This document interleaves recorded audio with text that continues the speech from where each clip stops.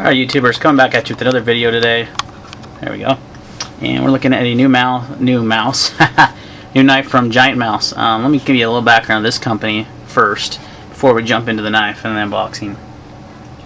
So Giant Mouse is based in California and it's American owned, but the knives are all designed by Danish knife designers Jesper Voxnes and Jens Anzo. So those two names don't need really any introduction. Custom Knife Makers has some awesome designs. Both of them work with production companies as well with their designs. So they kind of got together. It was about two years ago, 2014. They were in a bar and they decided to kind of make this company. And they started working on these designs together. And the partnership was formed. And their plan was to bring out a high-end knife brand for pretty reasonable prices with their designs. They're not mid-tex, they're not customs. They're not assembled by Jens Anzo or Vox. They're not. They're actually made in Menaggio, Italy, and I probably mispronounced that wrong. Excuse me. So I'm sure my friend will get on my case because he speaks Italian. But that's where Lion Steel is, Viper. Quite a few high-end production companies are there. So I don't know if one of them is producing these knives for them. They didn't really specify, but.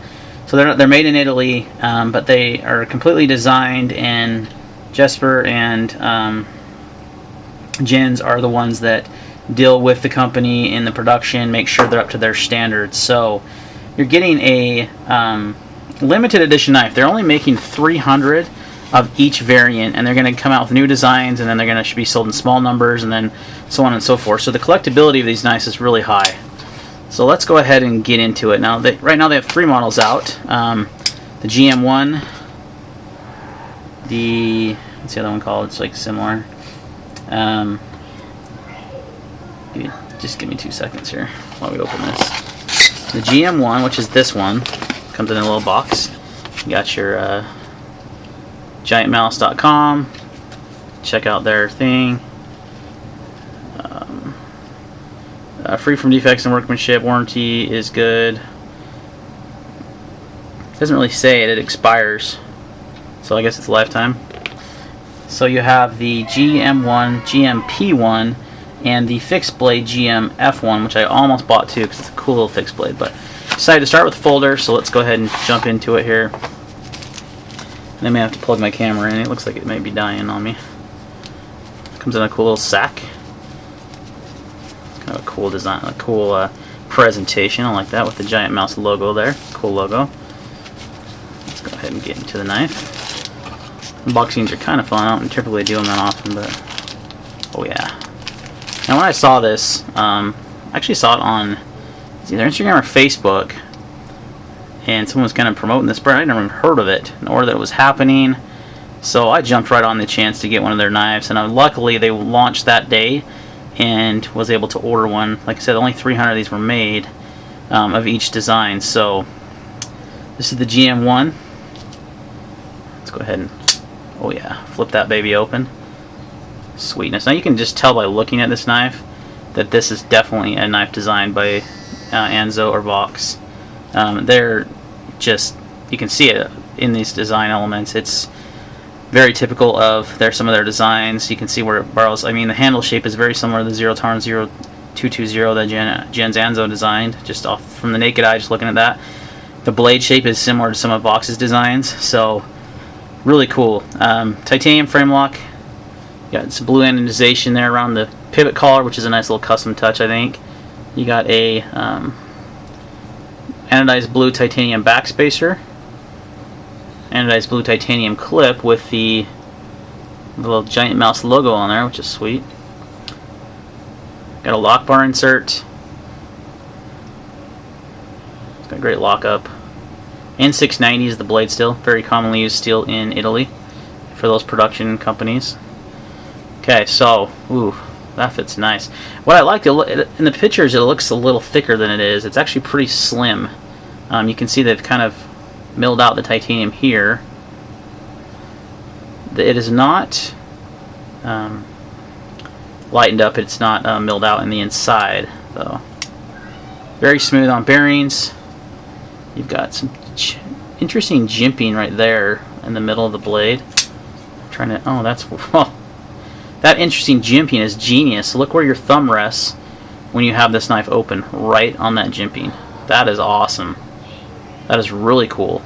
Wow. Usually they put it way back here and you're kind of like, eh. But if you're naturally put your thumb up here, that's exactly where the jimping is. That's awesome. Now it's a flipper on bearings, but it also opens with, never mind. The detent is a little too strong to use the thumb hole on mine. I mean, I'm like really pressed on that. So this one has too strong of a detent to open with the thumb hole. I'm not sure if that's how the other ones will be or not. That's interesting. I was kind of hoping it would work both ways. Let me just try it. Maybe I was pushing. Oh, there we go. Yeah, I must have been putting a little bit more pressure on the... the detent is still really strong, but I was putting a little pressure on the lock bar. Yeah, and you can't middle finger flick it because your finger rests right there on the lock bar, but you can use your thumb to open it with that. So can't middle finger because where your fingers rest, I think, is where...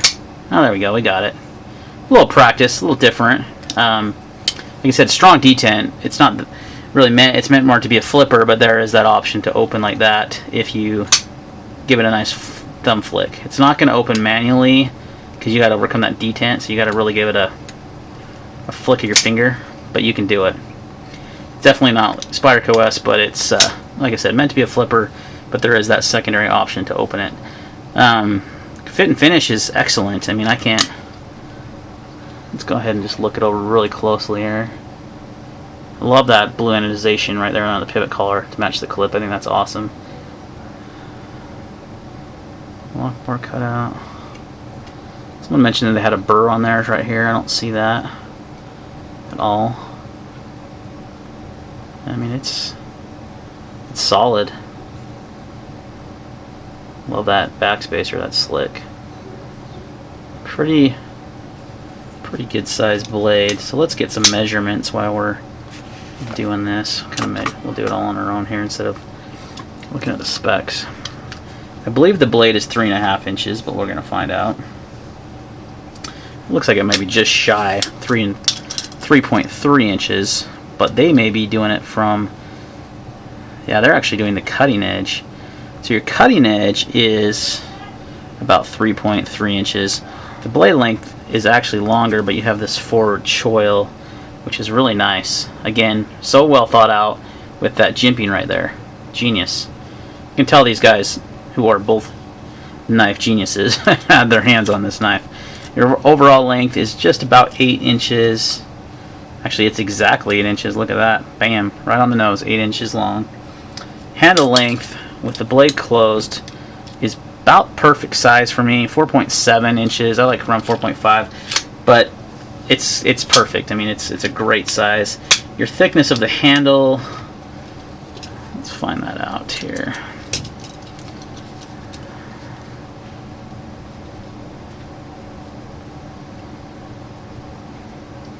About 4.33 inches. You guys can see that. And your weight on this one, I'm guessing it's around 5 ounces, but we'll see here in a second. Look at that. 5.4 ounces. So a pretty typical size and weight for a titanium frame lock flipper these days. I love the size of it, and I love the look of it. It's awesome. Love that blade shape, that big old leafy blade shape. Like I said, ball bearings. They call it a broad flat saber grind. So that's the grind on the knife. It almost looks like a flat grind, but they call it a broad flat saber grind. So they know what they're talking about, so I'm going to trust them. Sharpness out of the box. Oh yeah, very, very sharp out of the box. This is a sweet knife, you guys. I'm stoked on this one. I don't think there's a lot of people that know about these yet. I won't be surprised when a lot of people have say that. And they're, I'm familiar with the brand. I'm familiar with that they were doing this now. And the designers themselves, everyone knows them, and they have quite a bit of respect in the knife industry and quite a bit of high-end collectors go after the Anzos and boxes. So this is nice. This comes in price-wise at $325, which is very reasonable, I feel, for the materials used. Now, yeah, you can get a little bit. You can get, you know, a ZT for about $80, $90 less, about $80 less, that has even better steel like 204P. But you know, those are mass-produced knives. This is a limited production 300-piece, you know, knife. So that's going to drive the price up a little bit.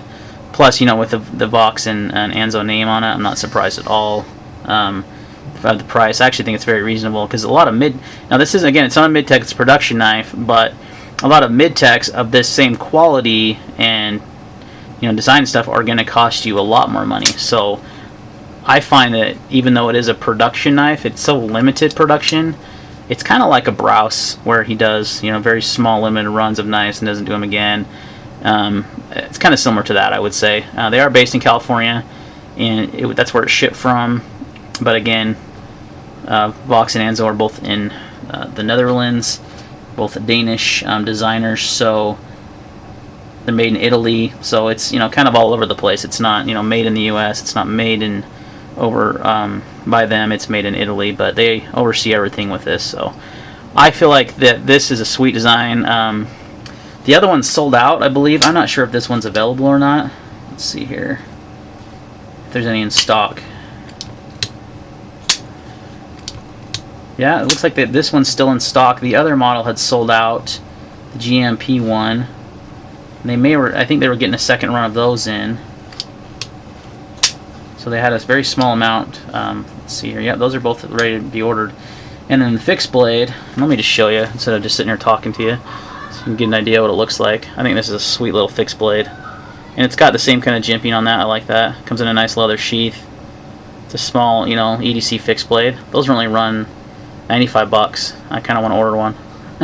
I may actually pretty soon order one of those. So very cool design, very cool company, cool collaboration between two awesome knife designers. I'm pretty excited about it, guys. I think this is an excellent offering, and I think they'll be extremely popular. But they are low numbered, so you know they are going to be pretty high in demand.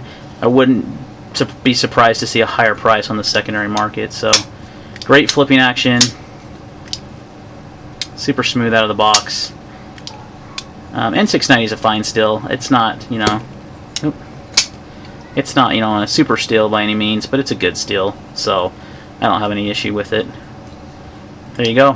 There is the Giant Mouse Knives GM1, excuse me, Giant Mouse Knives GM1. So GM meaning Giant Mouse, 1 being the first model that they produced.